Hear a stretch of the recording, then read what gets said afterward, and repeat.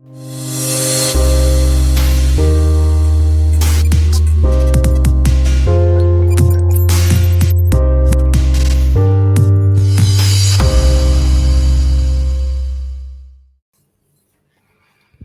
kids, it is Hex-Ray Vision, aka Pulse Ray Vision, coming to you live from Quattro Cinco Studios with another stream and an AMA about the Forge and the Launchpad that they're putting together there for tokens. I've got Mark from the Forge and, of course, Proof of No Work Dev hanging out. Go ahead and say hi to people and tell them what you're about. Hi, everyone. Yeah, thanks a lot for having me on again. Yeah, Proof of No Work, you want to say hi? What's up, everybody? Yeah, great to be on.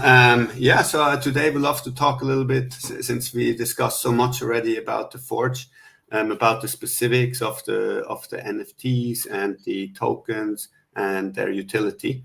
But first, kind of want to say that we moved away from the idea of holding a sacrifice, since we we developed the NFTs already. We figured that we can actually do a token sale instead. So it's a pretty big change. And maybe I can show you guys the website, the new website that we have up, and then kind of explain what people get, what they can do, and what the utility is of everything. Is that cool? Sounds good to me. I think you're muted. Matt. We've got Enoch in the chat. You're right. I was just trying to keep all this feedback from coming in, but we've got Enoch in the chat. So yeah, go ahead, take it away. Show us the new website, and we'll go from there. Let's share screen here.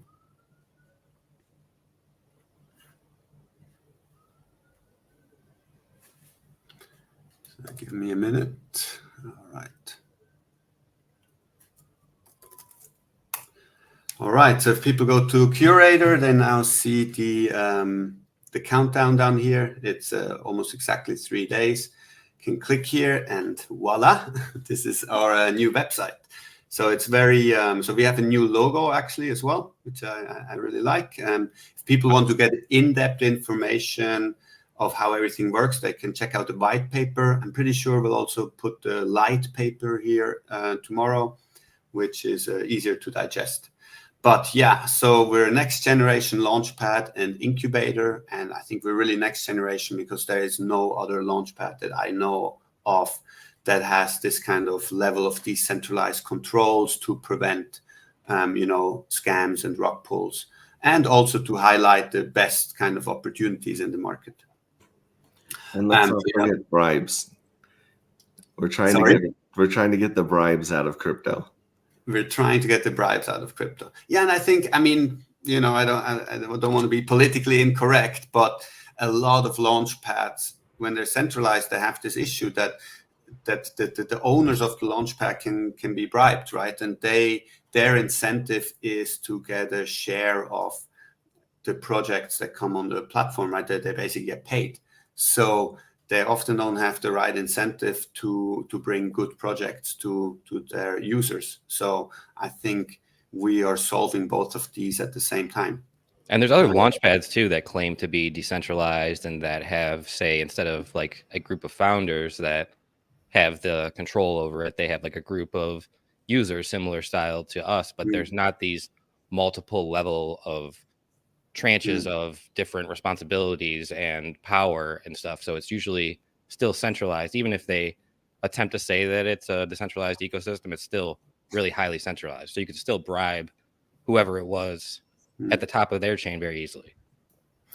Yeah, and a lot of these are more like investment DAOs, where there's a pool of money that the kind of decentralized DAO, they vote on what to invest in, but you as an individual don't really have the choice what you want to invest in. And that's different here. We have a decentralized network of people that will analyze and review projects for you, but you get to make your own decision which projects you want to get involved with. So I think that's also quite unique.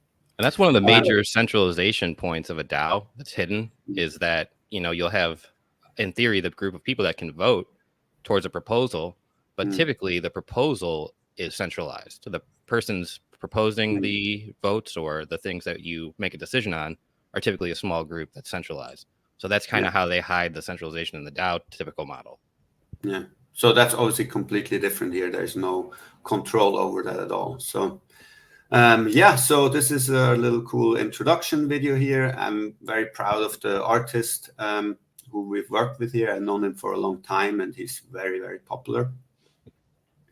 So let's get to the actual NFTs. So yeah, they're all produced. They're 5,555 unique NFTs with lots of different, actually with all the different traits that we had, we could have produced 45 million unique NFTs. So there's really a lot of combination. It was a lot of work to get them down to a smaller amount that have all the best traits in there. So they look really cool. There should be some high rarities there for some of the traits then. Yes, actually, this mask here is pretty rare because it doesn't actually go very well with lots of the other traits. It covers up a lot of the other stuff. So the utility and what are the NFTs? So first of all, they're utility NFTs. So they don't just look cool, they got a lot of utility and allow the community to govern the Launchpad. As we said before, so. We will have analysts that review projects, and we have investors and stakers that lock tokens to get allocations, and they will also verify the reviews. And there's an intricate interplay there that I can explain more later. But the governance NFTs can come in, and when they see that analysts may have been bribed or investors may have been bribed, they can vote to expel these guys. Right. So that's a very powerful thing. They can also vote. We have this smart contract where projects can raise funds. So instead of doing a sacrifice and getting funds into their wallet, the funds will go to a smart contract that releases it over time based on achieving milestones. And these NFTs can vote to block these funds if the projects don't achieve their milestones. So they're very important in terms of governance.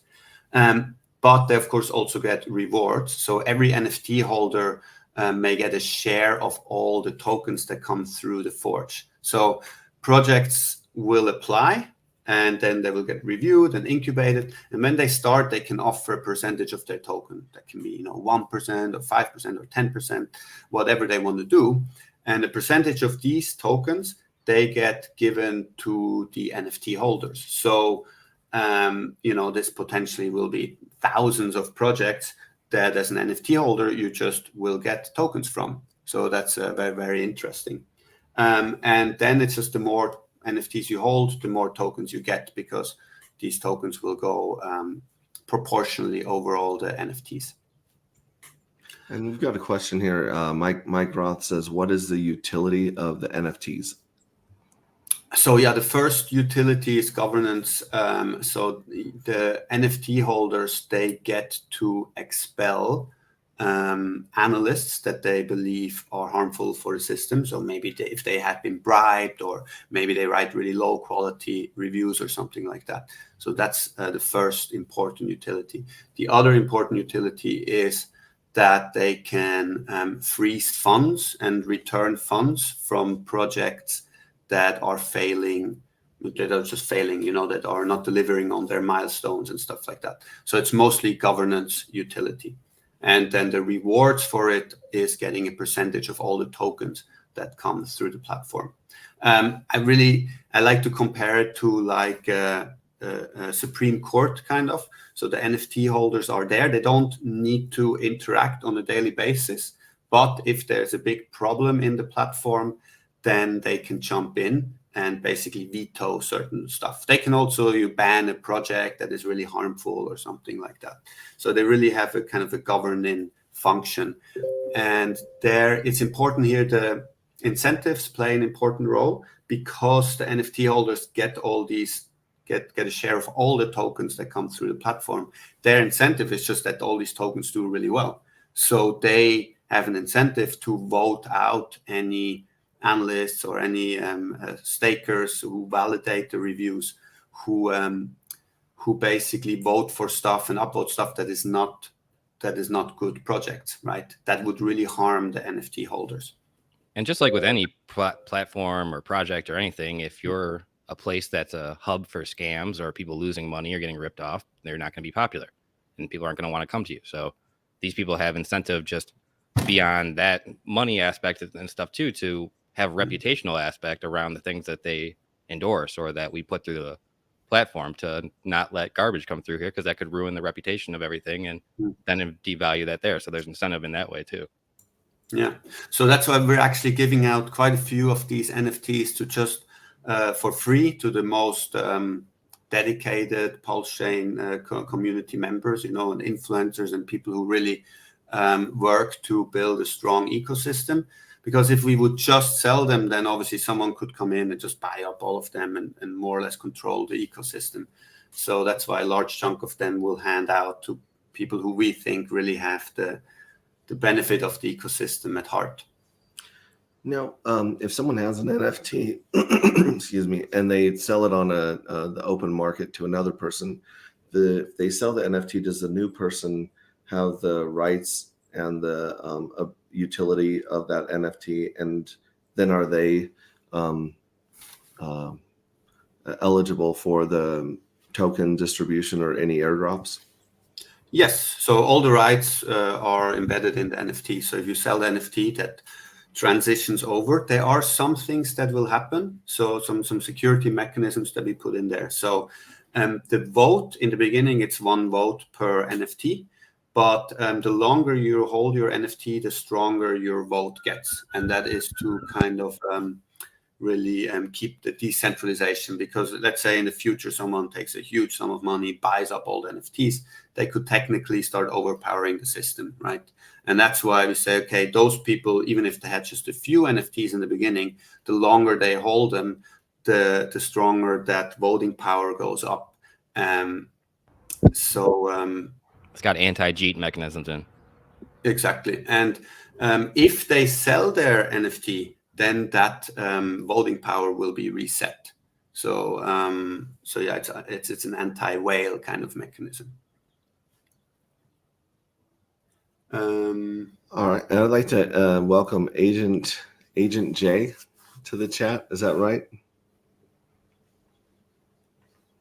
Or to the stream? Agent J is from Decent Roundtable, right? What up? Ah, there we go, DRT. I think you're muted, huh? Yeah, I'm not sure if they know they're muted or if they're just waiting to talk. Or could have accidentally joined the StreamYard thinking that it was the YouTube link. That it was the YouTube link. It might be. Yeah. Let's see here. Yeah. Yeah, there we go. Happened last time.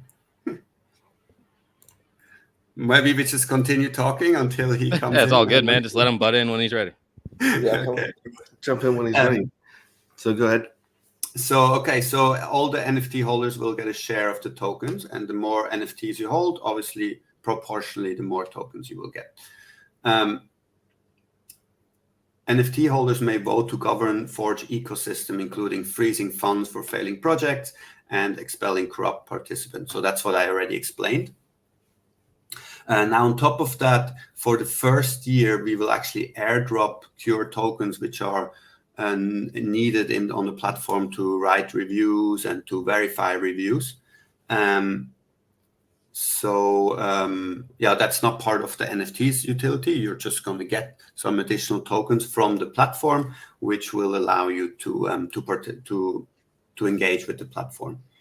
And what about the super upvotes that you have there? Is that an NFT that gives you the super upvote, or is that something else? That's the token. So you're going to hold the NFT, and then you're going to get the tokens every month. You'll get some tokens for a year, and if you lock them up, you need to lock up a small amount in order to become an analyst. But the more you lock up, for every portion, you will get 1 super upvote per week. And that allows you to go in. I'm just going to quickly here jump to Curator. Let me go here to go to this example project. So here you see, this is how the projects get reviewed. You see the review is here. And then you see down here these super upvotes. And you can see as the week just started, I usually have 7 per week. And now I have 6 super upvotes left. So if you get your tokens and you lock them, First of all, that will give you allocations in the projects that come through. So the more tokens you lock up, the more allocation you have. That's pretty standard Launchpad mechanics. But what's not standard is that you also get these supra votes, and that allows you to go and verify the reviews you like the most. So if you see this project here, right, this belief, for example, if that comes into the Forge and gets reviewed, then this project down here that might only have one supra vote, it doesn't matter so much for the overall rating. And sorry, there's more. So these reviews have no supra votes, no upvotes at all. So basically people don't even see these reviews anymore, right? It's really all these top reviews up here that get the most attention, get the most weight. And it's the investors who lock up tokens in order to get good allocations who are the ones who hand out these supra votes, because their incentive is to get good reviews. So that's how this incentive kind of interplays. Does that make sense? Yeah. Will people be connecting their wallet to the curator website to read these NFTs and points? That's a good question. So currently that's not the case yet. They can connect their wallets right now, but that's more of a payout function. Obviously, they will have to, once we launch the Forge, they will have to connect their wallet so we can verify their NFT and their tokens that they have locked up. So currently, because we've been running this for over a year now, and we've been testing a lot of stuff, we've been building all of this off-chain, right? So all the tokens, all the staking and all of that stuff is off-chain, but that will be moved on-chain within the next couple of months when we're launching the system in full live mode. Yeah, so basically the website's Web 2 right now for the most part. There is a small section where you can wallet connect, but it will eventually be Web 3 once everything is ready. Exactly, yes. And I mean, some of the parts will still remain Web 2 for a little while as we're slowly migrating everything on chain. It's just some of these things are quite complex to develop. Just how people get rewarded for writing reviews, we had to change so many times, and it's really hard to build that everything immediately on chain. So we're doing a lot of the R&D off chain, and once the protocol is kind of properly working, then we move that on chain. Best practices, man. I want to welcome Zero Negative to chat. He says, "Sup, people," and I'd like to welcome Apex Hex to our to the stream as well. But you want to introduce yourself, Apex, or are you just chilling out like Agent J?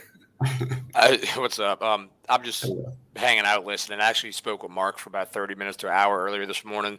So I'm just hopping in. I'm actually doing some work from my computer, so I was kind of just listening in. Mark answered all my questions earlier. Awesome. Great to talk to you again here. You too, buddy. Okay, cool. So people can buy the NFTs that will give them control or part of the control over the network. So it is decentralized. We have various kind of tools in there to make it more decentralized and not so easy for whales to control it. And these NFTs will also over time give you more and more of the tokens that you need to also participate as analysts and as investors who stake the tokens to verify reviews and to get bigger allocations in projects that come through. But ultimately, it's always the person's own decision if they want to invest in a project. It's not a DAO that makes a collective decision, if that makes sense. Yeah, you're not obligated, but you have the options. Yes, exactly. So yeah, how to buy? We're actually gonna we're going to reveal the wallet address as soon as we start the campaign in 3 days, and then people can just send stable coins on various networks. So they can just send it to us, and then we will airdrop the NFTs later. And once they get the NFT, then slowly they will also get the tokens airdrop to them. So a lot of people that usually mint NFTs are used to going to a website, connecting the wallet, interacting with the smart contract directly and then being instantly given their NFT in their wallet. In this case, what we're going to do instead here is have the wallet address open, set to a certain address, and it will be almost in the style of sacrifices where you give to that address, and then the NFTs will be airdropped to you when they're completed and the when the sale is over, or the NFT when the sale is minted over. out. Yeah, when the NFTs have minted out. It's down here. So the NFTs will be airdropped a week after the campaign ends, or and the campaign will end when the NFTs are sold out, or when we launch the Forge, which should happen very, very soon, since, as I showed, the platform is basically ready. Yeah, so this is how people can get NFTs. And then here we have the prices. So we have a kind of a slowly increasing price ladder, where the first 100 NFTs will be $100 each, and then it goes up by $10 per every few hundred NFTs, until the most expensive ones will be at $200 each. Any questions about any of this? Yeah, if somebody puts in more than $200, do they get more than 900 NFTs, or is that the max? So it's $200 per NFT, right? So if you come in and you're the first one and puts $100, you will get one NFT, right? Like so the first 100 people pay $100, then the next 200 pay 110, then the next 300 pay 120, like that. Okay, that makes more sense. Yeah. Maybe we need to change the copy here a little bit. So we've just updated all of this, so we definitely need some feedback and improve some parts of the website. But yeah, that's how it is. So the total NFTs for purchase are about 4,500, which is all of this together. And then the other 1,000 or so are being given away to the community, correct? Exactly, yes. For various, the most dedicated people, the most trustworthy people, the ones we believe that can really help us build a solid core. And then also the people who we do a lot of giveaways as well for people who just come in and are very active in sharing our information, asking questions and all that stuff. And because of this, there's no longer going to be any sale of Cure token, no sacrifice or anything of Cure token. It's not going to be distributed in a separate manner, correct? Exactly. Yeah. So we're just doing straight up. These are you can buy the NFTs. That has all the different utilities. Through those, you can get some Cure tokens over time, which allow you to participate in the platform in these various ways that is necessary to operate the platform. So the only way to get Cure tokens right now is either to be an analyst on Curator or to be an NFT holder. Yes, exactly. Cool. So yeah. Thanks, Enoch. That's exciting work. I think it's very exciting, yes. So yeah, the artist, I've actually been working with, his name is Natu. I've been working with him on our YouTube channel before. He's done some amazing work for us with all the mental health content that we did. And he then went on to become a very successful NFT artist. I'll share maybe later with you. He has some very, very trippy NFTs that he did. But as you can see here, his art is, this is the SkyTrain here in, so basically the subway in Bangkok.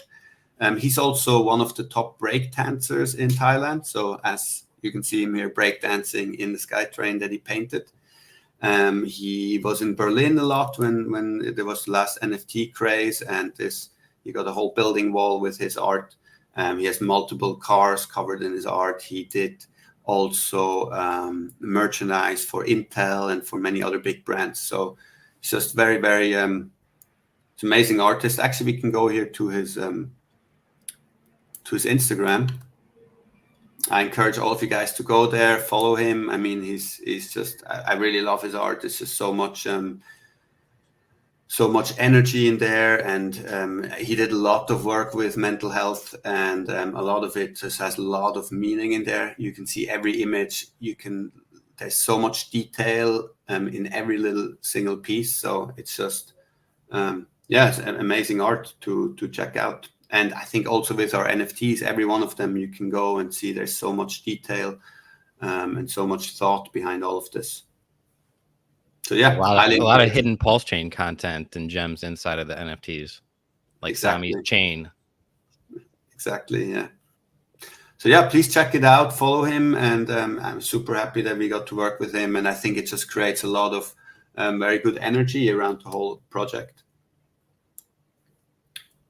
Yeah, and there we go. These are our council leaders. So these are some of the people that we want that are helping us build the chain, not the chain, build the platform, right? And these are some of the people that will hold the first NFTs and make sure that no scams come through the platform and that no corrupt analysts and stakers and validators come through the platform as well. And hopefully we can grow this more with some of the people who are listening here.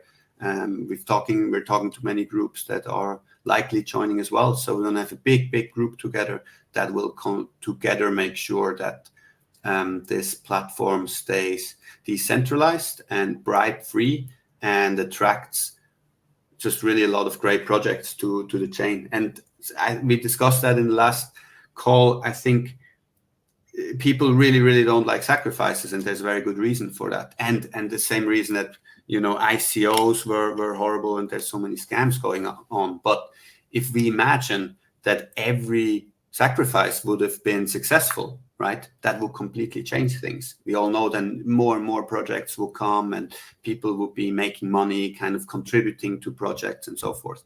And I believe what we're building here is trying to achieve that. And to achieve that, we need the control of the platform to be in the hands of many people that we can ultimately trust, and that have a network that even if there's someone in the system that is breaking the system, that these people can make sure that that gets fixed, basically. And I wouldn't even say like imagine all sacrifices were successful, because that's almost an impossibility. It's almost like imagine all sacrifices use the majority of their money towards the project.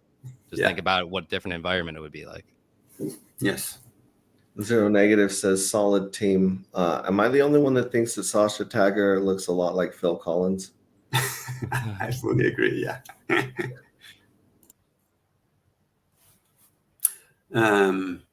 Cool. Yeah. And then, there's just some of the content that we already produced. I think there's going to be many more videos coming here. We're producing a lot of explainers and everything. You can always go check out the website here. Here's a lot of detailed information. There's our whole history, the last 2 years, basically how we built everything and how it came together. And you can look at the in-depth review infrastructure, where you can read more about what happens at the different stages, how we review projects, how people flag bad reviews, all of these kind of things. So yeah, all the details are there. So what's the URL that you want to point everybody to for this? The URL, people can just go to curator.com, and then there's the bar up here where you can go to the NFT sale page. What's that URL right there? Curator.com/forge, CYRATOR.com/forge. Pulse Ray, you want to throw that up on the link there? Up on the screen. Yeah. Functional Crypto says he does his art in studio. That's funny. Okay, cool. Yeah, I think I'm gonna stop sharing the screen, and then I really like that logo. Yeah, I'm just seeing that now. So happy. Did you followed us producing it? Yeah, I saw all the different versions you had of it. That one's the best by far to me. Yeah, by far. That's the creative process, right? And actually this is Jamie who's put it together, and he's very good, and he's very quick. He comes up with a few ideas that are usually very rough and very early, but he puts it out there to get feedback very quickly, and I think that allows him in a very short amount of time to come up with something really cool. Yeah, you guys are very efficient. Yeah, thanks.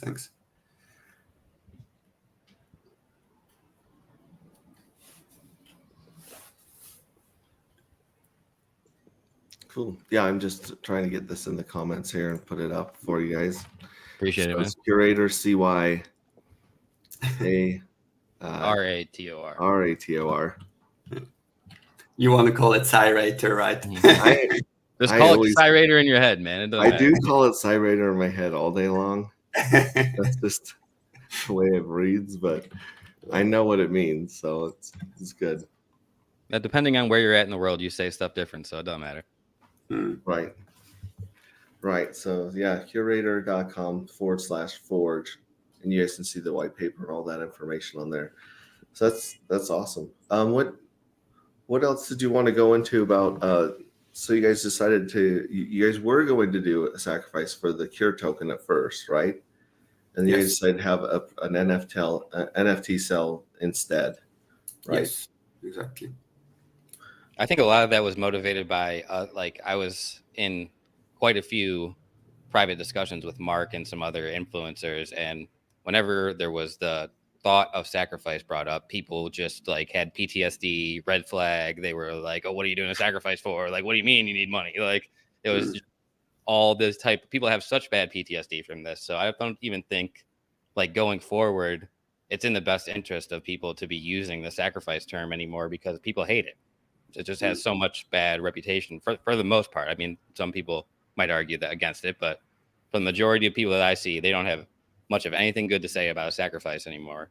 And so although it was a good model, I think that Richard Hart developed, and even though I did one myself, I think I did one of the best ones, but this model is not very popular anymore. People are hating on it. So we just decided to avoid that bad press and get away from any of the hate that could have been coming for it. So instead, it's just a traditional NFT sale, but an NFT with utility beyond the art. I think it also it distracts from like the basically the stigma that is around a sacrifice, right? Distracts from what we really want to achieve, which is a stronger fundraising mechanism, which can apply to so many different things, whether it's a sacrifice or a donation or even a security token. That's on the individual project to decide. Yeah, exactly. Yeah, and Enix says timing is an important factor because there were a lot of sacrifices during a bull market that people were, you get the launch, the sac price, and then of course everything's pumping, so you're doubling, tripling, getting all of these X's on your money. And so the last giant sacrifices that most people have PTSD from are the Pulse and the Pulse X sacrifice, because we sacrificed at the top of the market. And so the sac rate is so high. But I would just say that the term sacrifice wasn't even a thing until Richard Hart invented it. So I wouldn't say that there were a bunch of sacrifices in the bull market. Like we never even had sacrifices in the bull market, unless you're considering this is now the sacrifice in the bull market. That's there hasn't even been that. You would be referring to the traditional fundraising mechanism before we even did all this. So I don't know, man. That's just maybe a hot take, but I think maybe we should try to go away from this because people just it's not good press. And like Mark's saying, we don't want to focus on this. This is a waste of our time and energy to even be having this conversation right now. We should be focusing on what we're building, the future, and how we can avoid all these other issues instead of having this conversation. You know what I mean? Yeah. So I had a presentation maybe 18 months ago or so, one of the first times I presented a Curator. And so what was very interesting, we basically talked about that all of this happened before, right? That during the Great Depression and before the Great Depression in US history, right? Anyone could invest in any stocks in the New York Stock Exchange, right? And it became a huge boom because it was very similar. Some people made a lot of money investing early into the right projects. But then a lot of people lost a lot of money because everything was scams and people lost their entire livelihoods and stuff like that. And it got so bad that during the Great Depression, so many people lost so much money that the government then came up with these rules that only accredited investors could invest in projects and stuff, in companies and stuff like that. And then that obviously solved one problem, but it created this other problem that it just access to these opportunities became very, very small and so forth, right? And then nothing happened until Bitcoin came, and then all these new cryptocurrencies came, and for the first time in almost 100 years, anyone could again kind of invest in anything. And you had the same stories of some people getting very, very rich by getting into the right projects. But then you had the same problem coming again, that people were just getting scammed again, left and right. So the question is, can you, do you have to bring government regulation back in that controls everything, right? Or is there a better model? And I think that's what we're trying to build here, is saying, well, if we can use a decentralized community-driven way of people informing each other and detecting what are scammy projects or rug pulls and things like that, and informing each other to find really good opportunities, then maybe we don't need this government regulation, right? So that was one of the initial inspirations to do that, and I think that's what we're trying to do here, right? Is to find a much better model to fund projects and to give anyone the opportunity to take part in that. And right around that time too in history, it's around the 1930s or so when these securities laws are being implemented. About half a century earlier, there wasn't the USD. We didn't have the US dollar yet. They didn't have a specific currency. They had shifted quite a few times throughout US history what was the main currency of the country. But typically, they would have businesses like your local grocery store, your local hardware store, whatever, would have their own currency, almost akin to like coupons or whatever. And so that type of monetary system was very popular back before we had this whole Federal Reserve USD fiat system where it's the limitless money printing. And that type of system has its upsides and its downfalls. And its upsides for that fiat system where a lot of people got really rich at the expense of everybody else. And you saw that same scam thing go on in the 1930s with the stocks. And then you're seeing that same scam thing go on here in modern day in crypto. It's a small group of people getting rich at the expense of the tiny, or at the expense of the majority. So what we want to do with these type of systems are recognize that those problems exist or are inherent in all of these systems, and it's like human nature. And we want to take that power away from that tiny little group of people that benefit the most and that have all the decision making into a more decentralized system where you still have a set of like checks though to make sure that the people that are involved aren't ignorant or aren't bad actors and stuff. So you keep people accountable while also keeping the system decentralized. And these problems are all like inherent in these systems and they're like human nature. So as we recognize this, these are all solutions that we try to come up with, but they're because of these underlying problems that just are in the monetary system that will never really go away. And so until we develop solutions like this, stuff like this is what can help change the future of finance in the world and money. And we hope that, not to be too sensationalized and everything, but that could be something that this type of project could achieve and help to inspire. And these are the conversations that like are more intriguing to me rather than, oh, is this an illegal security and blah, blah, sacrifice? Like nobody even knows. The regulators don't even know. So we're just wasting our time, and we should be thinking about solutions to our problems and stuff like this more so than being scared of Big Brother. Yeah, love it. Give a shout out to Roof Dog. How's everyone doing today? Coin Critic, good morning. Good morning. Hi guys. How are you guys doing today? Now let's imagine that all this development was already done. Let's jump a year into the future, and let's say that you are going to launch the Forge, the Cure tokens, and the NFTs. What would that look like if everything was set up for you to go through this process? What would it look like? Or what would be the first steps for a project once this is set up? Okay, let's not say in a year in the future, because we're hoping this is in 6 weeks. So Okay, 6 weeks. Sorry.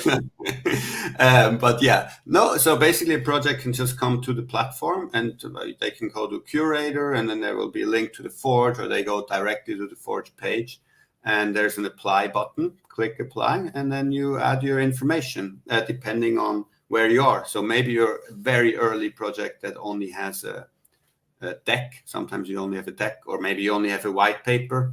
Then you can put that in there. You submit. And that's it. Maybe you're already very well established project, much more well developed with a whole team. Then you can put your website, your videos, your decks, your everything that you have, right? So you submit all of that. Then we will have a background kind of sorting. So, kind of false submissions and stuff like that we sort out.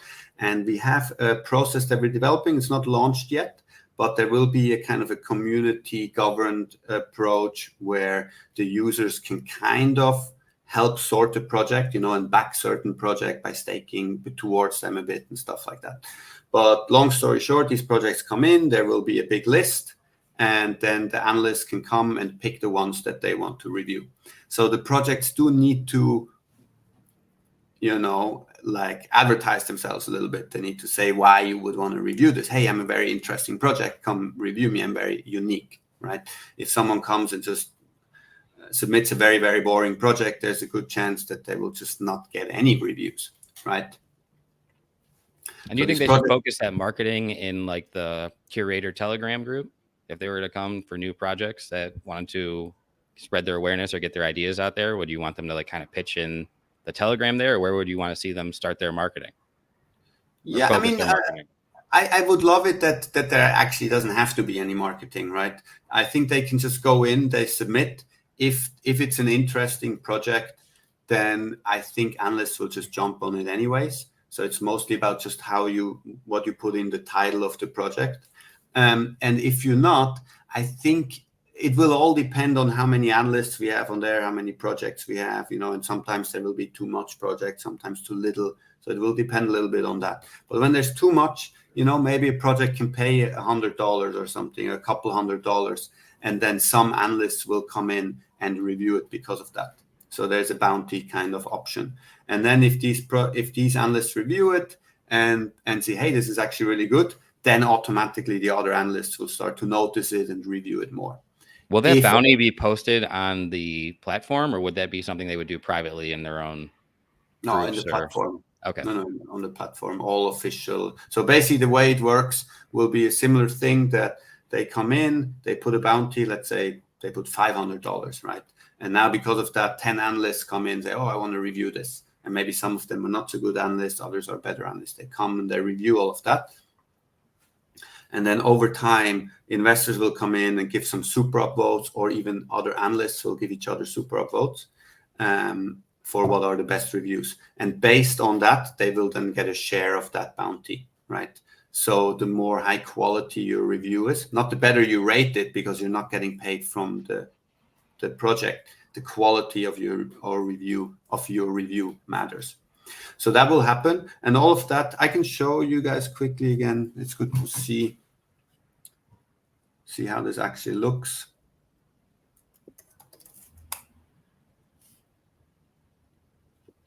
You can see the screen? Yep. Okay. Yeah, so this is how it looks. So all of this happens in this left section here. This is the dashboard for analysts. And in this left section, they review new projects that popped in here. And they can pick the ones that they like, and then they review it. You can go in here, and then you can see how this has like 2 reviews here. And then they can say, oh, I'm going to review as well, right? And then they can write their stuff and add screenshots and things like that. So this will all happen in here, and the project will have to work on itself until it gets high enough ratings. And once the rating is maybe 3.5 stars from at least 5 analysts, then the project will pop into this in-depth review section. And that's where a lot deeper analysis happens, on tokenomics and team and technology and all these different things. So this is really kind of the incubation phase that happens. Yeah, so that's how it is. And once it gets into this incubation phase, then it will it can hire people. So we'll have a job kind of marketplace where community members and analysts and so forth can be hired by the team because they often are missing important people. They can improve. Often they get bad tokenomics ratings, so they can change their tokenomics. All of that stuff they can improve. So before they ever start fundraising, they make sure that everything is in place. They have a strong team. Their tokenomics are fixed. Their business model is fixed. And when all of that is good, then they start a fundraising campaign. And I think by that point, especially after we've had a few successful projects, I think funding will be very quick for projects that went through the entire process and listened to the community and improved. And hopefully after that, that leads to a lot more successful projects, basically. Ooh, that's what it would look like if your project was going through this as well, right? Yes, exactly. If you like anyone who's watching it, if you want to submit the project, again, I'm hoping that in just a couple of months we will launch, and then you can come, you submit your thing, and you'll get a lot of feedback, and you probably get a lot of people who like your project and join you, and then you can do a project together. And it's going to be pretty awesome. I mean, you're gonna Dan. Okay, Dan is actually part of our team. He's one of our OG analysts, and Shout out, bro. yeah, thanks for joining. You could have actually, you can just join the StreamYard. It would be great to hear from you. Why don't you? I'll send him the link. He should come in and he should tell what he likes so much about it. I did give Mike and Daniel both wrenches, so you guys are part of the moderator squad now. Okay, so yeah, come on if you want. Yeah, he says he'll jump on here. But he doesn't have the link yet, right? So I'm gonna... And Enoch says, "Y'all make me want a project." Yeah. Think of a solution for something. Make an invention. This is what this technology allows you to do. Exactly. Anyone can do it. There's no barriers.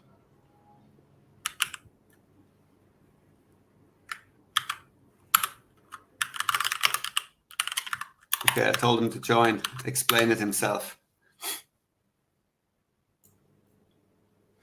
Right, and I don't know if you guys, going back to what you were saying earlier about the accredited investor and things of that nature. A lot of people have been watching this movie Dumb Money, which is a fictionalization of the GameStop drama, where they ran that up on Reddit, and then Robinhood locked everyone out, and they locked him out of his portfolio because he was showing people every day, what his portfolio was and that he hadn't sold, and then they took that off as well. So they kind of broke up communications, and then like they said, they turned off the sell button for the retail investors, but not for the institutional investors, right? And so they were able to take their profits and trounce on everyone else. So that's why I hate the stock market, man. I don't ever get involved with the stock market at all. The only stock market trade I ever made, actually, ironically, was the GameStop. And I bought it the day before it went to like $400 or something. It was at like $40. And I tried to sell it a couple of days later and was getting halted and shit and couldn't sell. And I'm like, what is this bullshit? I can't sell. Like, I don't want to have anything to do with this. I can only trade during a certain time. And coming from crypto, I'm like, dude, this is ass. I don't want to be involved with this at all. I'm done. I didn't even ever learn about it. I don't care about the stock market. Send it to zero, bro. I don't care. So D3 Young is in the house now. If you want to join in, how are you doing? Hey, what's going on, guys? Can you hear me okay? Yep. All right on. So I've been with the project since Mark blew me away about a little over a year ago, and it's awesome. I just been listening to you guys. You're covering it very well, doing a great job, Mark. But I don't think what a lot of people realize is that the Forge is not just on paper. You're looking at it on paper, Mark, showing you this, white paper and this special page, but this isn't, all these typical projects that raise money and then build something. Mark went out and bootstrapped this whole concept, You've heard this whole story. This really is proof of concept. It's been working for a long time, and the private review process is really cool. That's the Forge. And what I was asking Mark to talk about is what he covered a lot, but what's really cool about the Forge is a couple of really neat aspects. Is one, it's private if you want it. If an analyst wants to pick you up and this is, hey, hot new project, put it out there, and as he said, people get excited and they want to review it. But other options are that you go into a private mode, and that's only the project and the analyst that can see it. And so there's a lot of confidential conversation that takes place. There's like an AMA potentially where we sit down with the projects and talk to them, and you'll learn a lot more in a 30-minute AMA like you're doing here, asking questions and reading through the white papers, etc. But the really, really cool part that Mark came up with, I don't know, maybe 6 months ago, was this blinded aspect. So you get 5 reviews, and all 5 of those people can't see the other person's work. If one person writes something and says something disparaging, and then the second person goes in and reads it, you're going to have this common theme. But now you're going to get 5 reviews from 5 diverse, analysts, professionals in the space that are, unique investors or enthusiasts or KOLs or whatever they are, on our side. And it's amazing. We have not met a project yet that isn't just blown away by the advice they get. We either confirm something they feared, or confirm something they were excited about, or spot holes they didn't see. So, the blinded aspect is pretty amazing. And you can come out with just 5 reviews and the feedback. And I mean, that's more feedback than 90% of the projects probably get out there ever. And that's just the beginning, right? Mark talked about the left and the right side. So that's just the left side of the Forge. Then you move over to the right side, and now we take the deep dive, and now we're going into, looking everything up and really calling things out. And I'm sure, I don't know how much Mark went into the Believe as an example, but, there's a lot that goes back and forth in the project, and, they make corrections and cover misunderstandings and, whatever. They drop back and change their website and their documentation and then represent themselves. And this is what this is all about. And we've seen it in action. I don't know, Mark, what, 100 plus projects at least? Yeah. I actually want to show some something. of them some are pitch decks. Some of them are just the paper. Some of them are, pretty well along, but. Yeah, I'm going to show you guys something. So what we see a lot is there's a huge valley between the projects and the analysts, Yeah. And it's very, very difficult to overcome that. So because basically analysts, most projects will get 1 or 2 stars when they get reviewed, and this happens all the time. And many projects end up getting upset, right? And it's like, you didn't understand my project, you didn't read the entire white paper, you didn't do all your research, and blah blah blah, And it's just it's a huge gap between these two. And we did realize that very often having an AMA really then cleared a lot of these things up. But it just showed that I want to say 99% of the projects, especially these early stage projects, their presentation, people just don't get it. They don't get what the project does. They don't know what it wants to. They don't understand the technology. They don't understand anything. And on the other hand, the projects, they expect the analysts to do hours and days and weeks of research to read all of their documentation. And you just can't expect that from analysts. They might look at your thing for 10 minutes, and if they don't get it, what it's about, or it's not interesting, they'll drop it, right? And then they leave a reply saying, this or that is bad, and the projects get upset. And I think this is the downfall of so many projects, that they start defending their project, saying, you didn't read this, you didn't do that, instead of trying to figure out, hey, why do you think that? And maybe if you think like that, probably lots and lots of other people think like that too. So we've dealt with that issue quite a bit, and you can see we've already started a lot of these we create a lot of documentation. Basically, it helps projects to deal with that. And we call this here the investor problem, right? And the problem is that what founders want to say and what investors want to hear is very, very different. And you need to find this common ground for projects to communicate effectively. So I'm not going to read all of the stuff here, but basically the problem is that founders, they have spent hundreds, if not thousands of hours in their project. They know every little detail, right? But investors, they might spend 15 to 30 minutes looking at your thing, right? So they have a completely different place that they're coming from.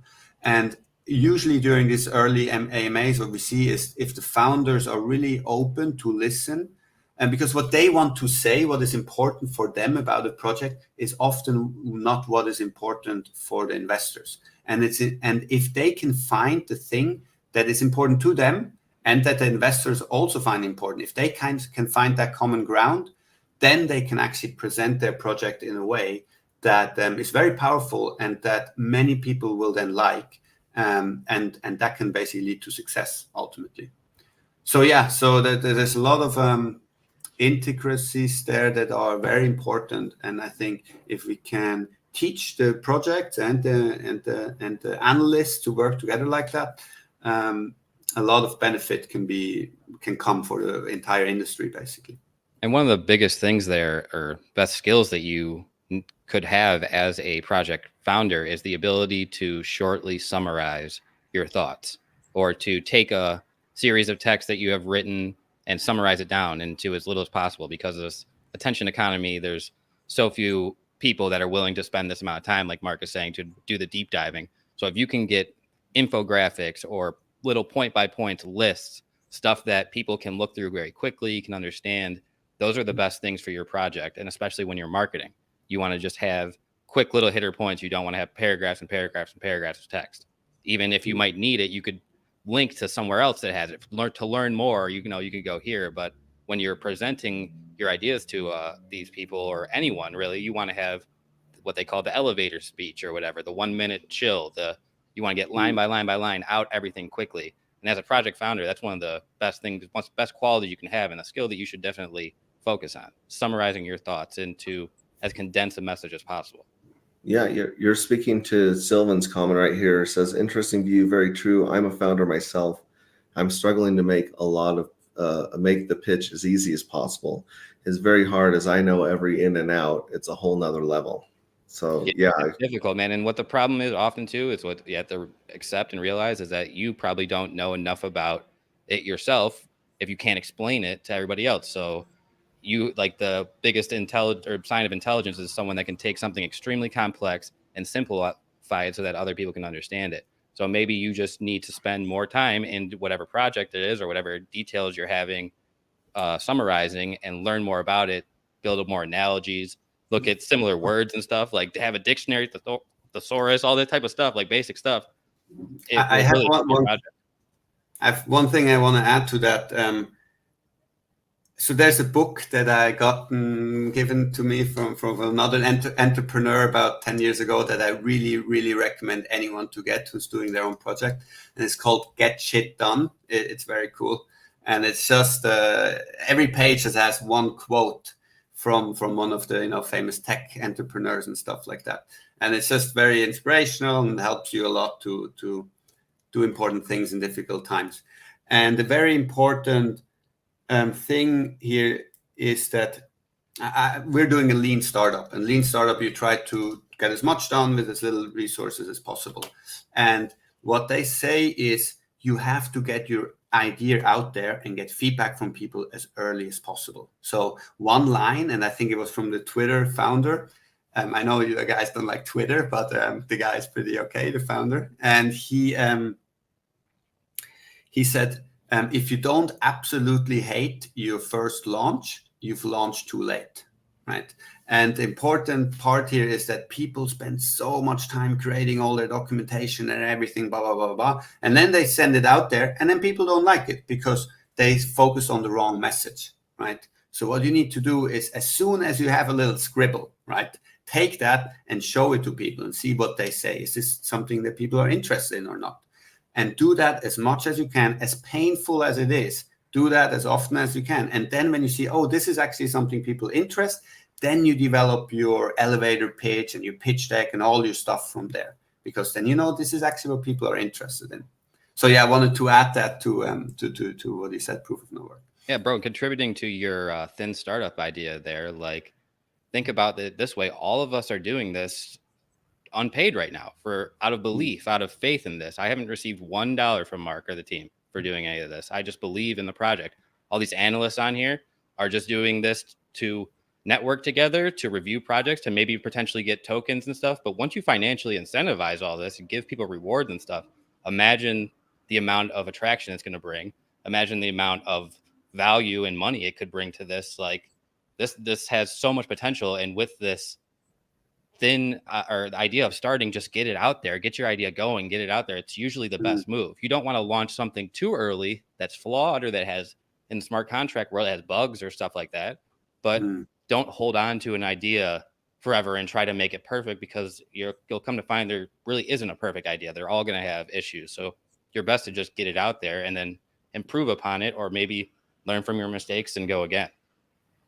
Yeah, the Coin Critic says, with so many failing projects, how to curate those few that aren't bad ideas or fails. And then he follows up, kind of like the same problem as how Shark Tank curates contestants. Good entertainment, but many of those fell after the show. Yeah. I don't think that show's real, man. I feel like that's all scripted BS TV. Yeah. Phoenix says, yes, sir, my mind is about to explode. Academaciated says, afternoon, all good to see you. Hex Flex is in the house. And it says, interesting, the advice aspect is cool. Incubator value to the project is useful as well. Yeah. And then Enoch says, when you launch, you're ready. Reminds me of Sir Richard Hart. And then let's see here. The Coin Critic says, vetting startups in Silicon Valley overlays with this idea. There's a lot of possible value here. So many blockchain fails are funded by VCs whose analysts are 12 months behind in real experience. So that is true. You'll be getting like real time of where crypto is now instead public of data where it was a year ago. That everyone can access. Yeah. I think Coin Critic made a lot of very good points here. Yeah, he also says a diverse group of real analysts could add a lot of value to founders.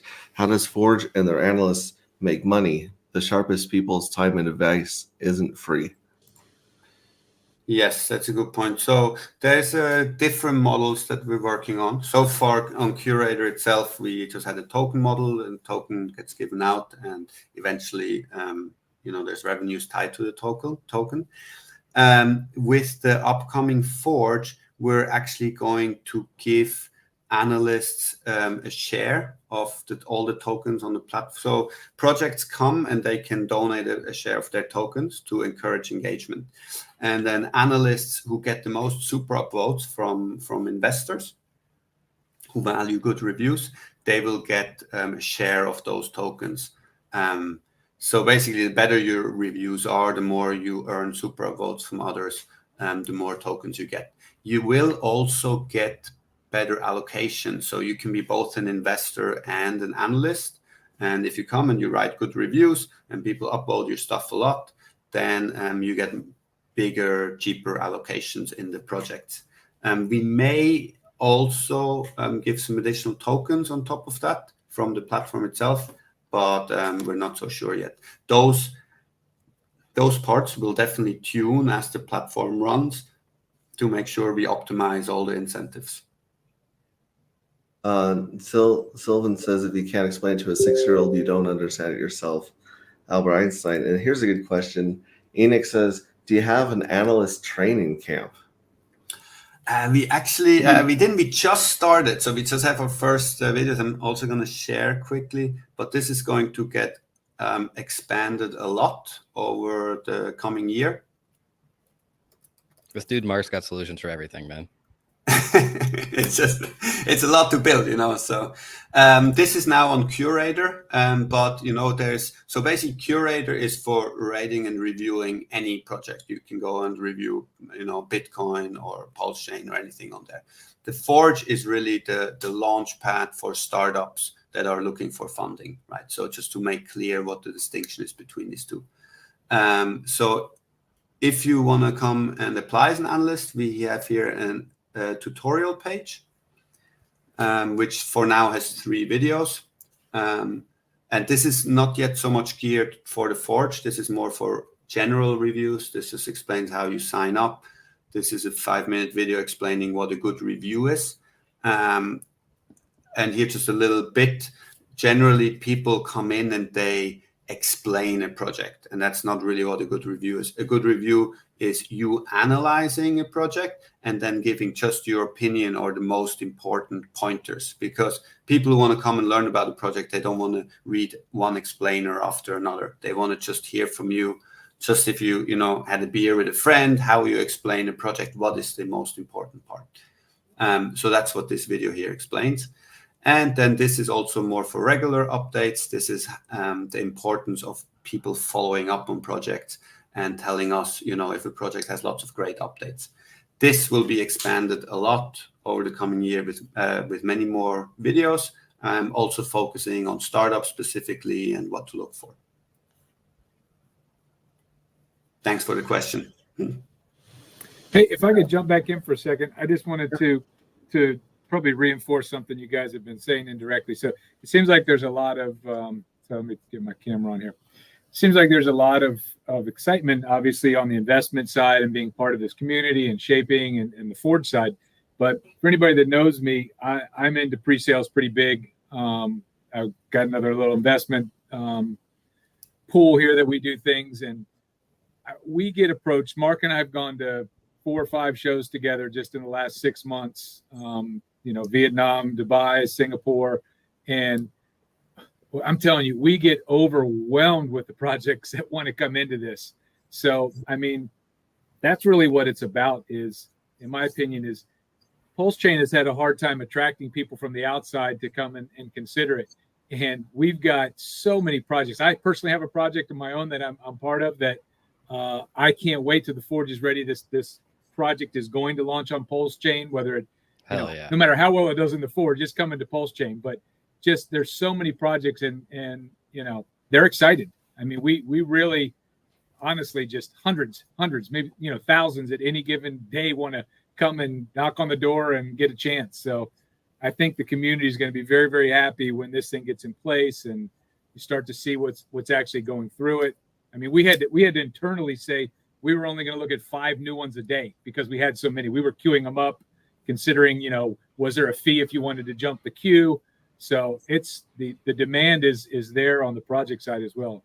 Yeah, I compare that to the mempool, man. How you're saying that the mempool is like the backlog of transactions that haven't been processed yet that are waiting to be processed. And so, how do people what's the problem with the ETH Black gas fees? It's that people are jumping the line to get their transaction prioritized because they're waiting in the mempool. And so that's a very similar analogy there. These projects that want to get started right now that are ready to go, in order to jump the line, they could give some more token allocation or listen to the community more, do whatever they want, because they're going to be a backlog, most likely, is what it sounds like to me. Yeah, absolutely. I mean, it depends on our analyst. Mark and I love Mark. He's got a lot of great sayings. So one of his famous ones, and we remember we've been together for a year now, but he's like, this is a now problem.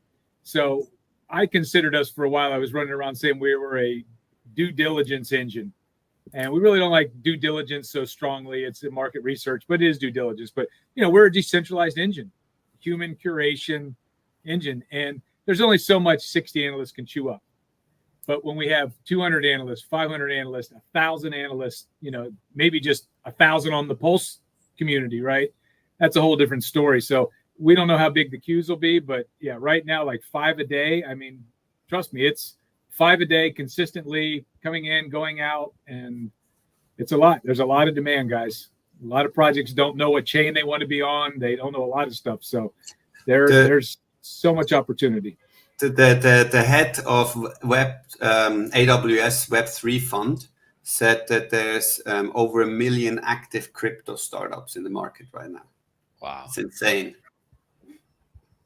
Yeah, we see it. So, by the way, it's not only the investor, but the projects are so excited as well. So, I just want to say that Dan actually came up with the term the Forge. So, nice. so that everyone knows. Yeah, the Coin Critic was just validating what Daniel was just saying, that there's a product market need for this. many pitfalls, but it's needed in the space. And like I was saying earlier too, we only have this little select pool of analysts right now, but we're all being unpaid. When the money comes, there's going to be way more people that come into this, in my opinion, and they're definitely going to come and have way more value add when there's financial incentive. I think there's going to be thousands of analysts, and I think we're going to be solving a problem. Even the biggest VCs and everything, they might have 100 analysts or something. And also the incentives are quite strange there. The junior analysts, they might get a salary and things like that. They don't invest themselves. I talked to quite a few junior analysts, and they look at projects with very different eyes than Dan, for example, here, who invests in projects themselves, right? You just when you put your own money, you look at things very, very differently. And on our platform, everyone who is an analyst is also an investor. They're all on our platform. I think there's not a single analyst who has never invested in a project. They come here to find projects to invest in. So I think we will be able to just have a much, much bigger scale than. And if all these other communities see how crazy engagement we get, the Pulse Chain community, and you're a startup, obviously money is a big issue for the startup. But one of the biggest things that new projects need is users. They need community. They need people. So if they see that this is the most active, ready community, you're going to attract a lot of projects to this community. I think we need the coin critic on our team. Hey, make so many good points right here. Yeah. Yeah. Hey, point out to Mark's point, and I think you made it too, Proof of Work, that the diversity of a decentralized analyst pool. I mean, we've got NFT experts, we've got GameFi experts, we've got metaverse experts, we've got, people that are just, ecosystem experts like Pulse Chain experts, and your dev, yourself there, so it's so diverse that the specialties that we bring to the table, that's what the magic is, right? It's this lens that Marcus talked about. Everybody looks at it a little bit differently, and you're getting that lens. So as a user of the site, you probably resonate with 2 or 3 people that speak your language, right? That vibrate the way you would take in information. So that's understated right there. And I've seen this grow from 5 or 6 analysts in the beginning to now 60 plus, and leaderboard gets exciting. I mean, it's the whole thing. Every level of this is so exciting and well thought out, and there's 1,000 ideas in Mark's big head that he hasn't even laid out for you guys yet. So yeah, it's exciting times. I think we all have a lot of big ideas for it. So that's the cool part, right? And for the people that are just listening into this on replay, or if they're at work, the Coin Critics' other point was, I worked with Y Combinator Incubator. So many good projects come through Y Combinator. General public isn't aware of how successful incubators and feedback loops are to young folk. And he says, not even age, just decentralized team. He's all in on the decentralized team, so he's in on this. Awesome. Sorry to cut you off. Proof of no work. Go ahead. No, bro. I was just adding to that. I was just saying, it doesn't matter your age. It's just your experience in the market. You could be 25 years old and have 10 years of experience in crypto at this point, or you could be 55 and never have gotten into it. No. Do we have any questions from the DGen roundtable? Are you guys in the Telegram? Ask them if they got any questions. Yes, I actually have a few. Thanks for having us. Firstly, sorry I couldn't hop on earlier. I was out on the road. But I do have a few questions that I wanted to bring up to all of you here on the panel. So I certainly love the value proposition of the Forge and of Cyrator.com. Someone who's been in sales my whole life, run a few sales businesses myself. I know that the reputation is can make or break you. And so I think something like this platform that can foster relationship between creators, investors, and their customers based on a good reputation and based on trust, I think can certainly be successful. So Nate is our primary point of contact. He's the one that has exchanged the most with Mark, and he shared some of the insights that you've given him over the past week about this project. Now, forgive me if some of these questions have already been answered. I came on a little bit late, but he mentioned that that NFTs and token allocations are going to be used to vote on the projects that come through the Forge. So I'm on the website right now, so I can see that the NFTs So the holders are able to vote on the governance, right? So freezing funds on failing projects and expelling corrupt participants. Now, he also mentioned that the token allocations are going to be used in voting as well. Can you expand on that for me a little bit? Yes, I'm just gonna. We did show that before already, but it's always good to look at it again. I'm just gonna go on the platform; makes it much easier to understand. So here we go. This is this review space. I'm just gonna quickly go to my favorite example project here. This is Belief. So this was a startup that we reviewed. There's over like 20 reviews here. And you can see there's analysts, many different analysts reviewing it. But then the reason this review is at the top is because it has all these super upvotes. So we have analyst roles on the platform. We have an investor role on the platform, and we have this council. So the analysts will need to lock some tokens in order to write reviews, because if they misbehave, if they get bribed and things like that, we want to be able to slash them and expel them from the platform. So that's one reason you will need to lock up tokens, not the NFT. Now, the second reason is the super upvotes down here. So investors, because this is a Launchpad, they can lock up tokens, and the more tokens they lock up, the bigger allocations they get in projects that come through. However, that's just the first part. The second part is, you can see down here, I have 6 super upvotes available this week. So the more tokens I have locked up, the more super upvotes I have. And that allows me to go and super upvote the reviews that I like the most. And super upvoting basically verifies these reviews. Now, by doing that, I'm implicated in the review. So if someone comes and says, hey, wait a minute, this review is a shill, we've been paid to do this, then the analyst who wrote it and everyone who super upvoted can be slashed. So this is the second very important role, that investors lock up tokens to get allocations and to do these super upvotes. And they get better allocations based on locking up tokens and by giving out a lot of feedback through these super upvotes, so that they can do both to get better allocations. And this is very important to make this whole work because of the incentives. Sorry, before I move on, the third part is, let's say a project comes and it bribes 10 analysts to write it good reviews, and then it bribes 50 investors to come and super upvote all these reviews. Even though that's going to be very hard to do, let's say it does that, it takes a lot of money, so it can pull off a scam.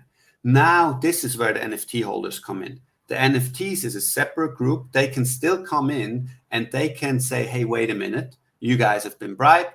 We are going to slash and expel everyone who has been involved in these reviews. So all the investors will get their token slashed, and the analysts will get their token slashed.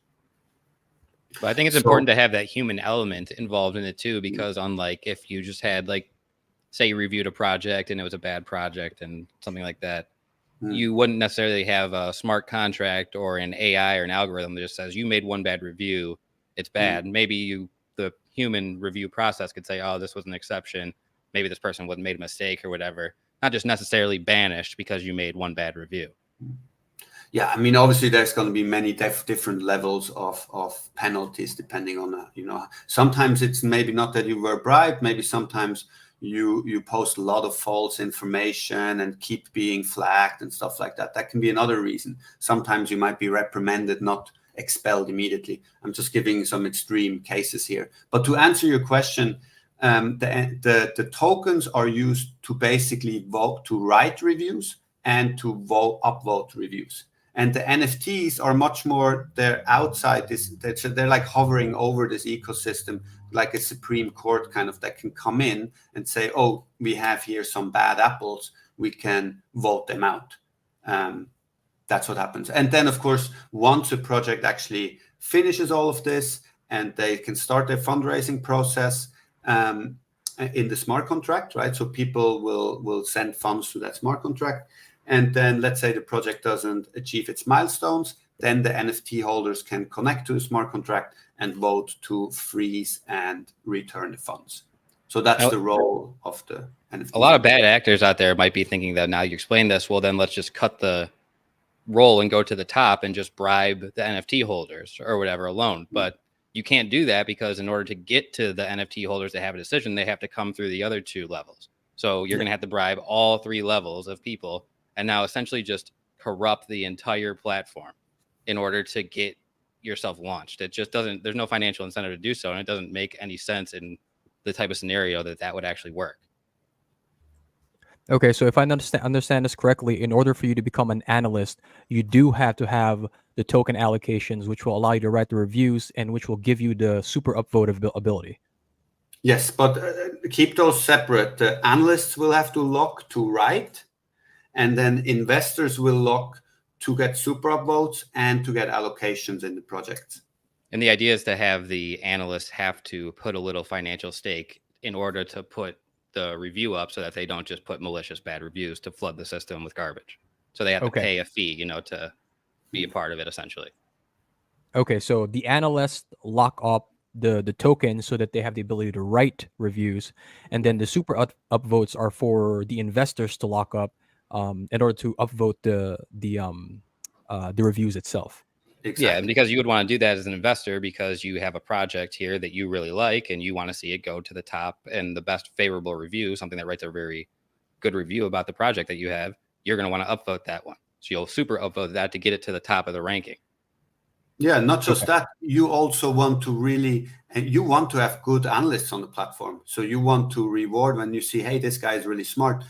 Maybe some guy says, oh, maybe 5 guys say, oh, this is a great project, because they're not that smart, And then one guy comes in and he points out lots of big issues and says this and this and this and this is wrong, 1 star. And you as an investor see that and say, oh, thank God he points that out. I'm going to give you the super upvote because you deserve it. We need more reviews like this on the platform. Right? And the analysts have incentive to do that too, because then they'll get rewarded via the super upvotes and the upvotes on their review. So if they see something wrong, they'll want to come in and correct it, and they have incentive to do so. Okay, gotcha. Okay, one more question that I have for you guys. So a project can start off as seemingly honest, right? But it can become corrupted somewhere down later along the line. I think the examples we could think of, right? FTX, Celsius, Luna. Do you have systems in place that will allow you to pivot quickly if something like this were to happen to one of the projects promoted in your platform that has had, up until that point, probably good reviews? Well, I think that's what the escrow smart contract handles. You want to talk about that, Mark? Yeah, I think there's various things. So first of all, let's say that happened all during before the fundraising, right? So a project comes in, they want to raise funds, which used to be a sacrifice, especially in Pulse Chain, right? So now instead of projects just coming in and say, we give us money, and then people send, right? We say, okay, we put this whole process in front, which might take 3 months or something like that. And let's say they start off not corrupted, and within these 3 months they get corrupt, right? You can still have one analyst who comes in and sees, oh my God, look, everything has changed. There's lots of big flags, and then he writes that, and then many people upvote that single review, and that brings their rating down, and that will make it very hard because it's not that the Forge is a platform that decides to invest, right? We're doing the reviews, and at the time of the fundraise, when you see all the reviews, that's when the people can then decide, I want to invest or not. Now, actually, to what Proof of No Work said, there's many other protections in place. So it's not that the funds will be sent to the project and now it can run away because it survived the due diligence, right? So that's where we call it the well. So we have kind of the Forge is the due diligence, and the well will be the smart contract. So to get a good rating, the project has to use that smart contract to say, I'm going to raise funds via this, and I'm going to create a campaign, and I'm going to say what milestones I'm going to achieve and how much money I need. And then let's say it needs $100,000 over 6 months, something like that. And it can say every month it gets $15,000 plus, right? So the people then fund it, they send the money there. And now let's say it gets the first 15,000, and now it has to achieve some milestones. And let's say now it doesn't achieve its milestones anymore, it becomes corrupt, it runs away with the money. So the remaining 85K that's still in the smart contract, that's where these NFT holders can come and say, we vote to block that money and eventually return it to the people. So that happens there as well. We're probably also going to work with Maddie Allen, who what I forgot the name. Time of his Pays Me. Time Pays Me, yeah. It's So not a coin; it's just a DApp. It's a DApp, yeah. So our network, the Forge is an open network. It's decentralized, so other people can come and plug in their services. And Time Pays Me is like a founder's vesting contract, basically. So when they create their token, let's say they get funded, they create their token, and they're about to do TG or something. So now they can take their team allocation and send it to this app and decide how it's going to get released to them. Because a lot of tokens have a problem that you have these massive founder wallets, right, that can just crash projects in a day, right? So this prevents that. So when a project comes and does the fundraising, they have to declare, I'm going to use that contract. I'm going to use that contract, right? And like let's say in the first tranche, right, they were going to get that from the example of 15K and say that they were going to provide that all that 15K was used for was to provide liquidity, the initial liquidity for the token. And instead of providing liquidity, they just took that 15K or they put $500 initial liquidity or something like that. Then that's a point you could step in and say, like, you need to correct this before we move forward. And then, you set a deadline. Whenever they don't reach the thing by the deadline, then that's when the return would be done or whatever. Of course, at some point, once it gets to FTX level and it's already been going on for 2 years and stuff like that, I think then that goes beyond what our platform can do. But as long as we have some, the smart contract has some custody over the money, then these NFT holders and actually different groups will also be involved, can freeze and return these funds. Gotcha. Okay. So another question, and please stop me if I'm asking too many things. So Proof of No Work mentioned that it's very difficult for bad actors to work their way up to the NFT holders to bribe them. Why is it difficult? Like, is financially difficult because they'd have to bribe the analysts, and then they'd have to bribe the investors, and then they'd have to bribe the NFT holders. And so by the time that you bribe your way up to the chain here, you're also going to need to bribe a lot of the NFT holders at the top if you want them to have like an objective say to just pass you through everything. So your financial incentive, when you're just trying to do a Launchpad, you're going to need most of the time when you're doing a Launchpad, you need money. That's what you're doing it for, right? I mean, that's the whole premise. So you're probably not going to start out with a bunch of money, at which point you're going to pay and take a time sink, which you're just going to use to then raise funds, which then at the end of all of this, even if you get through that, there's an escrow smart contract that's only leaking you out the funds. So do you understand? Like people could do it. It's not to say it's an impossibility, and some people definitely might try it, but these systems are in place to make it as though like you're wasting your time and money. Okay. Thank you. Thank you very much. Yeah. And that was it. More questions? Or? This is kind of like this. I was waiting for a stream. Feedback, right? Like you guys are getting real-time feedback on the project, just like people are hoping there. Lehman's Ape says, great stream. Really looking forward to the launch. And he says, Pulse Chain will really benefit from this project. The Forge will weed out so many bad actors and stop rugs in its tracks. And then, of course, that's why I'm supporting it, man. Coin Critic says, interesting experiment, seems to be missing some skin in the game for the project. They get free advice, feedback, investor exposure, while the analysts, investors, NFT holders bet on the come. That's a good point. And then he also says the time vault's a good twist to keep the team engaged. I like that.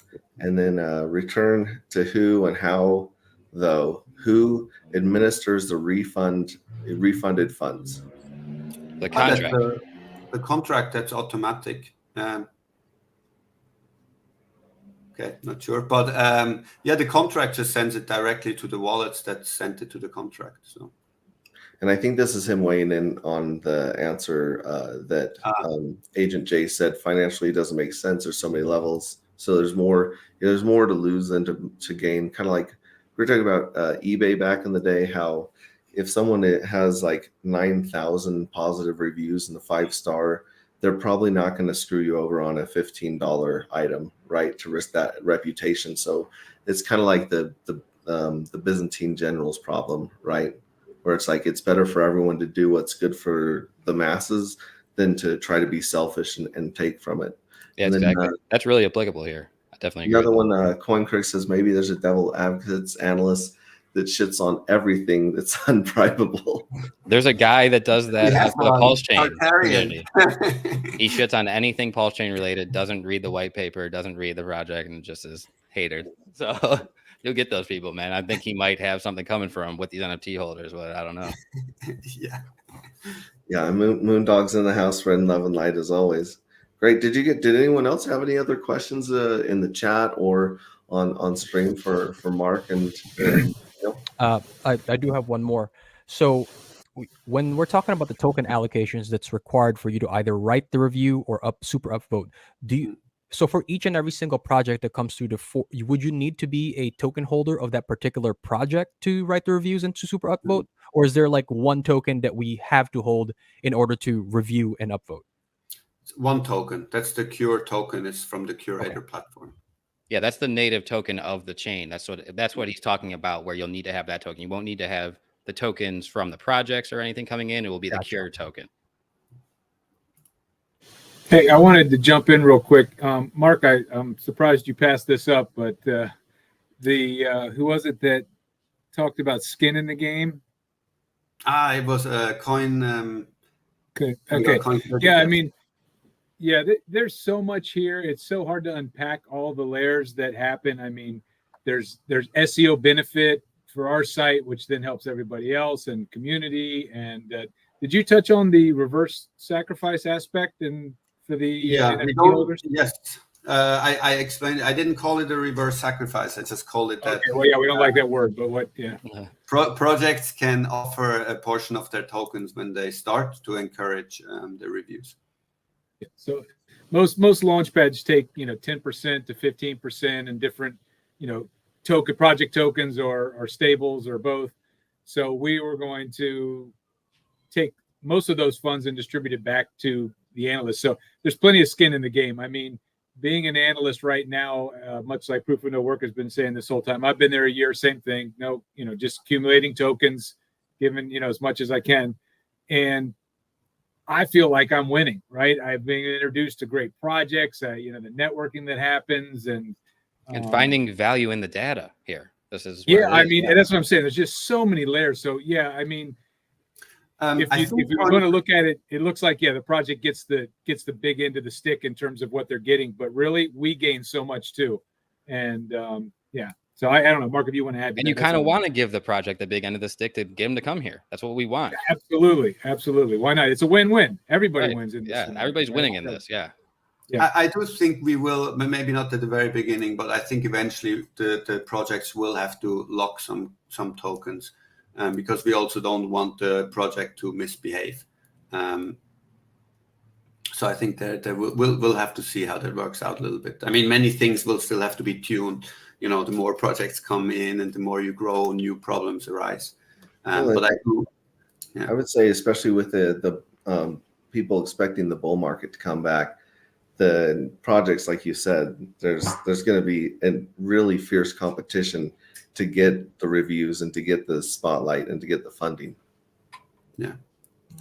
I mean, once we launch this, and we get active, I don't know why a project would go to any other place or an investor would go to any other place, right? Because all these launchpads, I mean, Dan can speak a lot to that, right? But there's very little vetting going on. There's very little due diligence going on, stuff getting launched. Or as an analyst, giving your data, it's like akin to just shit posting on Twitter all day for free.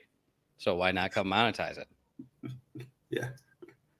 Also, he's asking 333 followers on X Twitter, been around for a year. What have you guys been doing for exposure? I know you guys have started another X account for the Forge specifically. What's that account, Mark? I have to go check, but maybe I answer this question first. you go check, Mark. I can take this one if you want. Okay, sure, go ahead. Yeah. So, the whole thing is Mark bootstrapped this and put all the framework in place, but the emphasis up until right before we engaged with the Pulse community, maybe literally like 2 or 3 weeks before that, was only on the analysts. We didn't care about the users of the platform.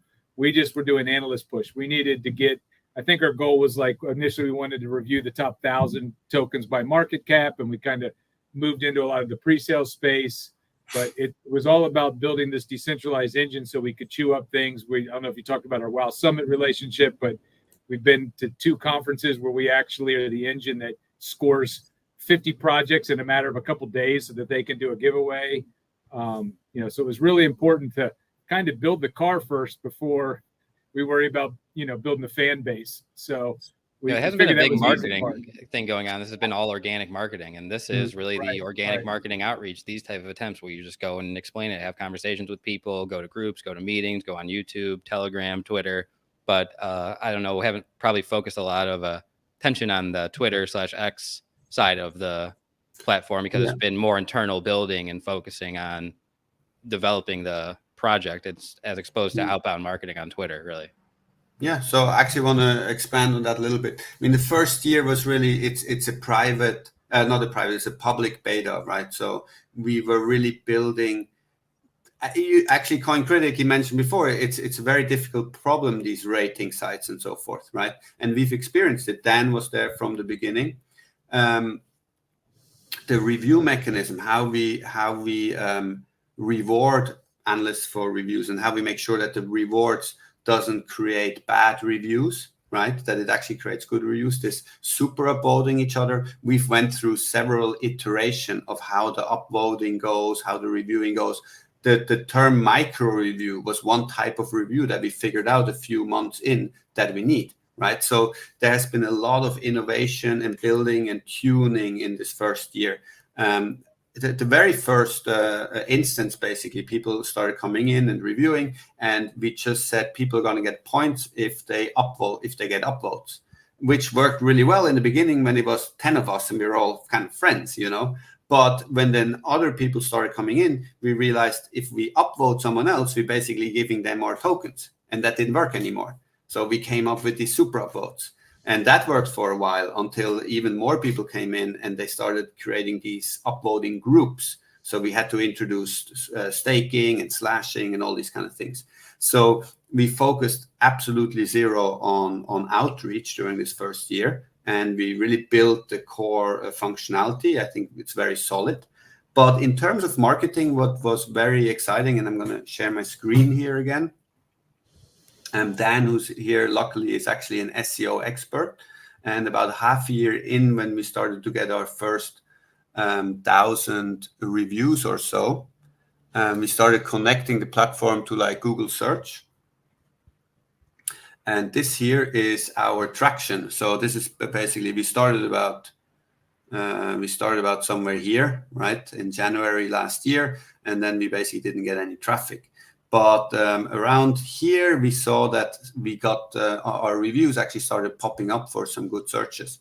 And then we created a lot of SEO here. And since then, our Google traffic is growing at 50 to 70% every month and just keeps going up and up and up. Up and to the right, baby. Up and to the right, yes. And you can actually see it if you search for Cardano tokenomics, for example. We're number 1 search result. If you go for Ton tokenomics, we're also number 1 search result. I can find you many more examples here. And sometimes these are reviews that are 9 months old. This SEO is something that builds very slowly, but as Google analyzes your page and sees that it's very solid content. One thing here is that our average time spent of someone who comes through a search result is more than 3 minutes. So on average, people come and they really read our reviews. Other websites, usually the bounce rate is very high and you have people spending a few seconds on the page. Yeah, we're talking usually like less than 10 seconds, right? Yeah, exactly. So our average time is quite well over 3 minutes from people who come through search, right? So we're really building a very solid foundation here, and it's it's going very well. And now, as we're slowly moving into this outreach phase, getting more analysts on board, also building the Forge, I think this is just it's gonna grow very fast. And I mean, I'm just it is obviously speculation, but I do believe that we're gonna start being at the top of all these search results for all these different projects. The Coin Critic goes, I'm going to sign up and follow. You guys are doing good, relevant work. Tokenomics may be down forever. Hive and DTube went through down forever because everyone just sells, no buyers. You want to talk about that? Because I'm not seeing with the Cure token and the utility it has with this specific platform. If the platform raises an engagement and viewership and community, then that should actually make the Cure tokens more demand, right? It's a utility token, actually. It's different. What most people think about all these crypto prices are, for the most part, comparing them to meme tokens, and even Bitcoin, the meme token. So if you're going to talk about a utility token price, they're actually more reflecting upon the value add and what they actually do and give you. So it's not at the same market, although there is a speculation element and all of that. With this inbuilt, you essentially have an inbuilt demand because of the need for the tokens across the platform. So maybe the value rises or falls with the amount of attention this brings, or amount of analysts that are involved and all that type of stuff. I want to maybe ask Dan here, because one very important thing that we're adding with the Forge is that investors have to lock up the tokens to get allocations. And the way we structure this, that is a leaderboard, and the highest wallets will get the best allocations. I know from Dan that Launchpads are some of the most oversubscribed services in crypto, and that it's very hard often to get tokens of successful Launchpads. Do you want to elaborate on that, Dan? Yeah, I can. I wanted to go back to, just I was waiting to get the break in there. I forget who brought it up, but if you come across a project, and I look at a lot of projects, obviously, but you come across a project that's over a year old, that's this developed, this well thought out, that only has 500 people on their Twitter and 500 people on their Telegram, it's not, oh shit, this is bullshit, there's only 500 people. It's like, oh my God, I'm early. So, Opportunity. That absolutely well put. And then the other thing I wanted to say was, I heard something maybe 6 or 8 months ago, and I'd never heard this term before. I think it came up at ETH Denver or something, but it's called dog fooding. I don't know if you guys know that, but it's when the owners of the company actually work on the platform every day. So if you work for Microsoft, you would use Word and Excel and realize, holy shit, I hate the way this cut and pastes, or this does this. We are dog fooding all day long. And I don't know how much exposure this group's had to Mark's partner and co-founder, AJ, but this guy's brilliant CTO, developer. He takes Mark's visions, puts it down under the platform. So extremely efficient, very quick. Yeah, we've been dog fooding this damn thing for over a year. So we're not just building it and then hoping it works right. We're out there actually using it like the power users of the platform, which is really essential to make a good product. So just make sure that was clear.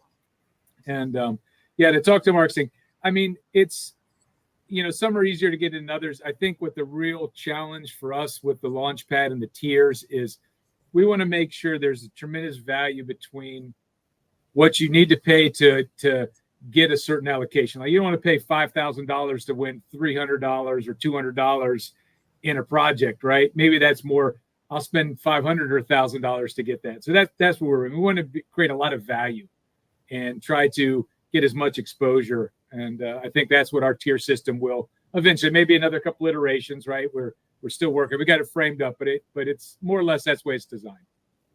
So yeah, and he comes back and kind of answers his own question a little bit. Maybe need to pivot to get projects to buy tokens to get reviewed.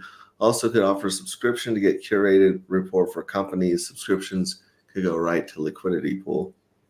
Yeah, let's sign this guy up, Mark. Who is the Coin Critic? Yeah.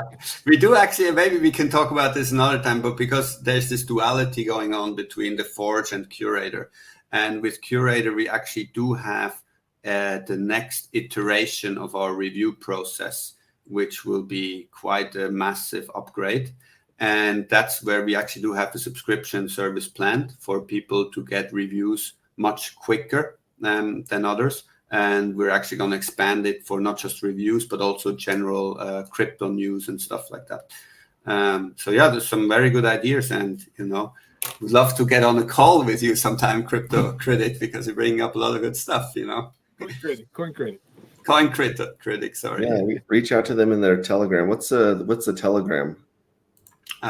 It's t.me/curatorcom. CYRATORCON. Yes. So yeah, please. I mean, if we're always up for. You can message me directly, or also Dan, and happy to get on a call and answer your guys' question. Nice. You're on mute. So I was going to say, I think we did a really good job going into, yeah, that's the right one right there, Coin Critic. Exactly. Yes. Just going deeper into some of this stuff, like I said, we covered kind of the idea of the Forge and the idea of Curator in the first two streams, and now we're able to get into some of the nuts and bolts and mechanics and tokenomics and the game theory of the community, not just, of the tokens. So that's really awesome. It's a really big project, and there's so much to discuss. There's so much steps to get into. Right. Well, let's go around real quick. Let you guys tell people where they can find out more about this project or about yourselves, or if they want to reach out and talk to you about getting you on their stream or working as part of the council. How would they get a hold of you, Mark?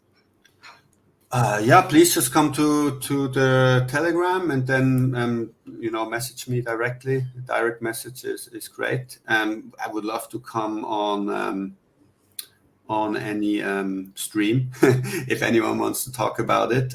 We are looking for more people to join our council. As I said, some NFTs will be for sale, but we also want to give some of NFTs to people that we trust and can kind of build this early council. So let us know if you're interested. You don't have to be a streamer. We have lots of just dedicated community members who help out sharing the infos and representing us. So we have different, if you want to contribute, come and we have some tokens and NFTs that we can give out. Am I missing something else? Where to get the information is just the website. Go to curator.com. There's basically two white papers. There's one for Curator itself, which is much more the general reviews. And then you can click there. You'll see at the very top the NFT sale banner. You can click on there, and then you get to the Forge page where you get all the information how to buy the NFTs and what kind of tokens you get with that and stuff like that. And then there's the Forge specific white paper there, which is which is a little bit different from the Curator one, because it's much more about how do we review projects that want to raise funds and around the Launchpad. Awesome. And proof of no work, how do people find out more about you, your NFTs, and your tokens? t.me/proof of no work. I'm also on Twitter with my NFT projects. They're what is the Your Keys, Your NFT? At awesome. Your Keys, Your NFT. At Your Keys, Your NFT. Awesome. And Agent J, how can people find out what the DGen Roundtable's up to or follow what you've got going on? Hey guys, thanks again for both having me and Apex Hex here on the stream. You can find us on our YouTube channel, just DGen Roundtable, and within the YouTube channel, you're going to be able to find all of our links to our Telegrams and our individual socials. We certainly look forward to exploring this project a little bit more, because I think I can speak for the rest of the team. I think we see a lot of value in what you guys are trying to do here. So, thank you for giving us the opportunity to be involved. Appreciate all you guys, man. You bet. Thanks for bringing the questions and the information. Appreciate that.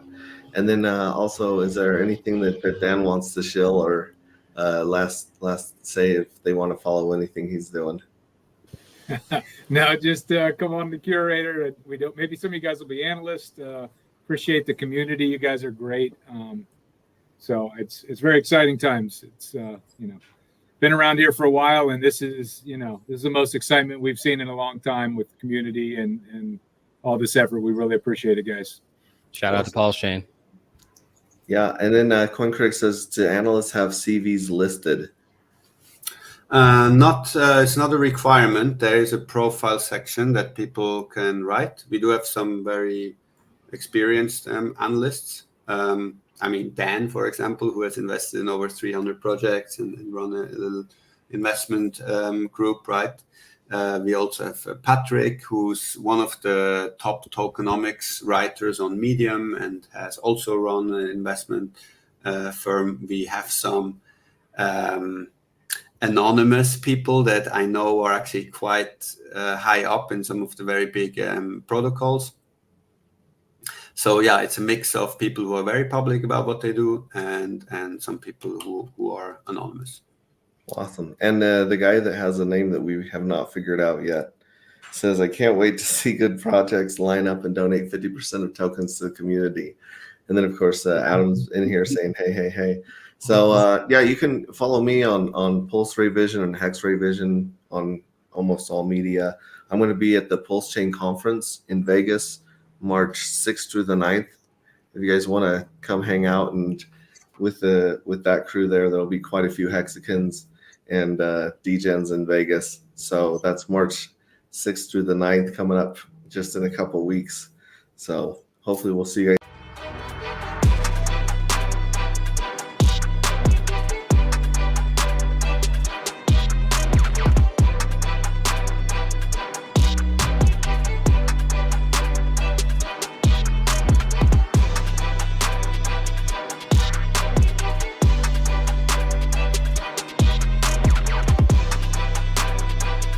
There, and thanks again for all of my guests for being here and bringing their alpha and their questions. I appreciate it so much. You guys have a wonderful day, and we'll be clipping these in the next few days and putting them out there in bite-sized forms for people. Appreciate you, bro. Thanks so much. Thanks so much, everyone. All right, see you guys.